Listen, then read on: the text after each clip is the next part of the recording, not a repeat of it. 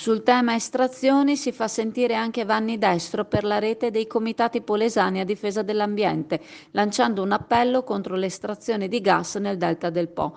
Afferma che il governo con questo decreto che sblocca le estrazioni cancella una serie di tutele per il territorio costiero dell'Alto Adriatico, in particolare va a incidere sul territorio del delta del Po, che già in passato ha vissuto i risultati del fenomeno della subsidenza, fenomeno del quale sta ancora pagando le conseguenze. Queste cadrebbero in capo anche al veneziano. La rete dei comitati polesani a difesa dell'ambiente si appella quindi ai sindaci, a tutte le attività turistiche e agricole, a tutte le associazioni ambientaliste, a tutti i politici, di fare fronte comune facendo pressione sul governo per evitare potenziali rischi per il territorio.